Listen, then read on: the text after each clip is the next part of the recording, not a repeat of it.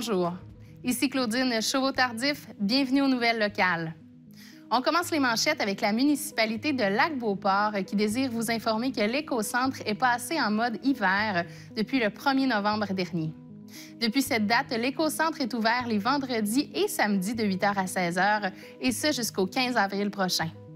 Grâce à l'écocentre de votre municipalité, vous contribuerez encore plus à une gestion responsable des matières résiduelles. L'objectif est de valoriser au maximum la quantité de matières reçues.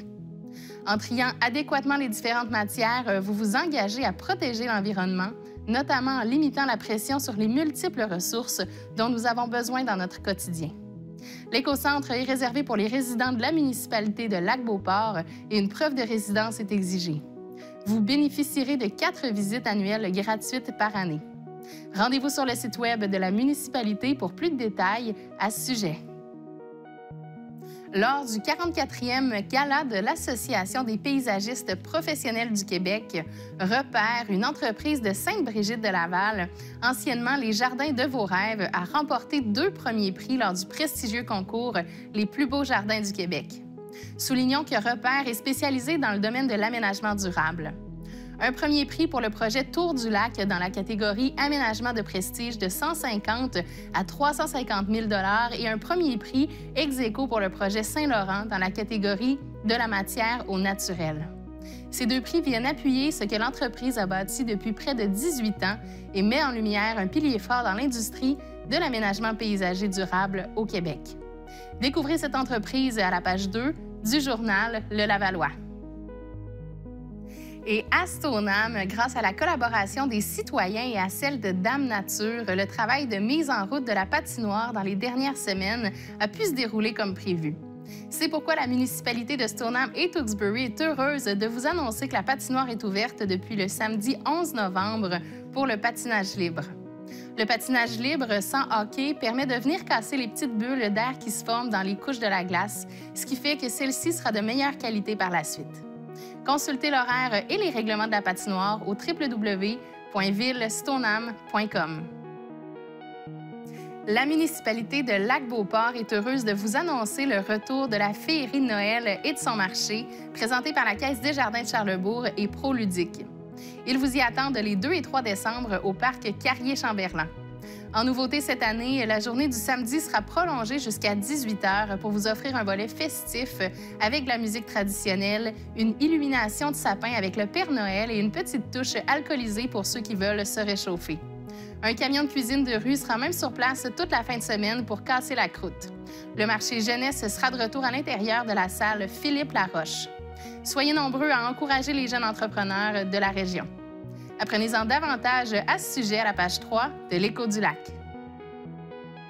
Tous les résidents sont invités à protéger les aménagements paysagers et autres sur leur propriété, tels que murs, murets, arbres, arbustes, abris d'auto, paniers de basket-ball, lampadaires, afin qu'ils ne soient pas endommagés lors du passage des véhicules de déneigement.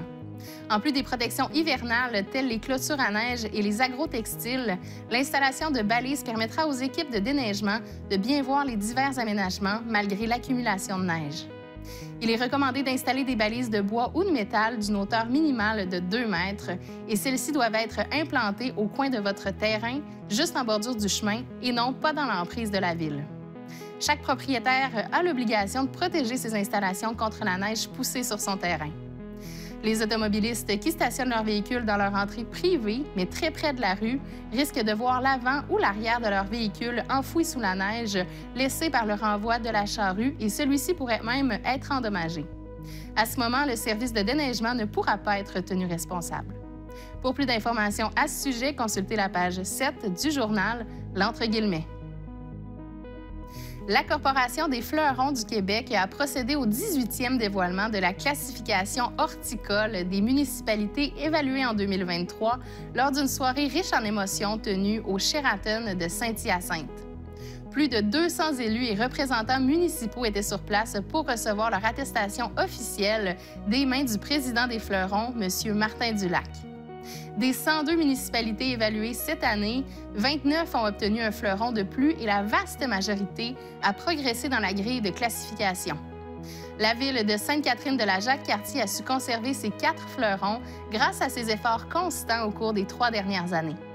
La Corporation des fleurons tient à souligner les nombreux efforts consentis par la ville de Sainte-Catherine-de-la-Jacques-Cartier et toutes les municipalités récompensées à travers la province pour embellir durablement le milieu de vie et la qualité de vie de leurs citoyens. Apprenez-en davantage à ce sujet à la page 5 du journal Le Catrinois. Cette année encore, la ville de Shannon est heureuse d'inviter la population de Shannon et des environs à vivre la magie de Noël dans la Jacques-Cartier à l'occasion de la 12e édition du Salon des artisans qui se tiendra les samedis 9 et dimanche 10 décembre de 10h à 16h au centre communautaire situé au 75 chemin de Gosford. Le salon, qui regroupera cette année 28 exposants, est un lieu de prédilection pour dénicher des cadeaux originaux dans une atmosphère empreinte de la magie de Noël. L'entrée est gratuite et profitez-en pour dénicher des cadeaux originaux pour les autres ou pour vous. Pour plus de détails sur le marché de Noël, rendez-vous à la page 10 du journal Shannon Express.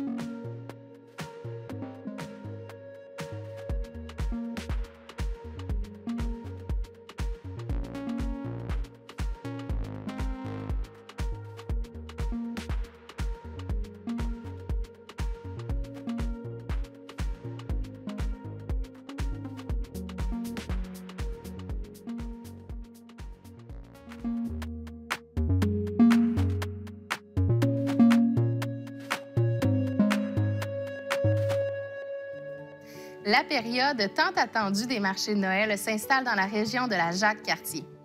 Du 25 novembre au 10 décembre, vivez la magie des fêtes dans l'un des 6 marchés de Noël de la région. En fin de semaine, rendez-vous au marché de Noël de Saint-Gabriel-de-Valcartier ou au salon Expo Cadeau à Sainte-Catherine-de-la-Jacques-Cartier. Moments festifs, rassemblements chaleureux, cadeaux uniques et encore plus vous attendent.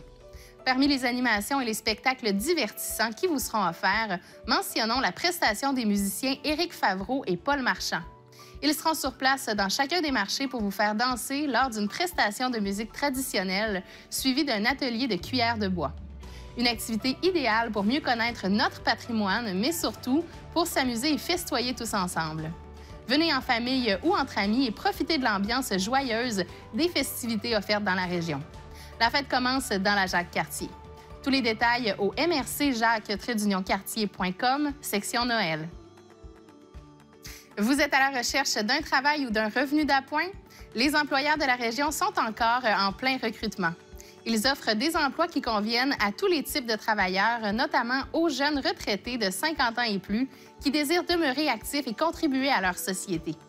Consultez les emplois disponibles dans la région au mrcjacques-cartier.com/j'y travaille. C'est sur la page Facebook que les finalistes de la 23e édition du concours La carte de Noël régionale ont été dévoilés. Les lauréats et le ou la grande gagnante seront annoncés au cours de la semaine du 4 décembre. D'ici le 1er décembre prochain, tous les résidents de la MRC de la Jacques-Cartier sont appelés à voter pour leur œuvre préférée parmi tous les finalistes.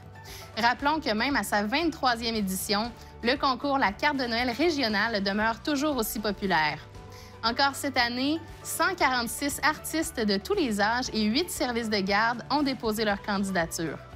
Votez pour votre œuvre préférée au mrcjacques-cartier.com.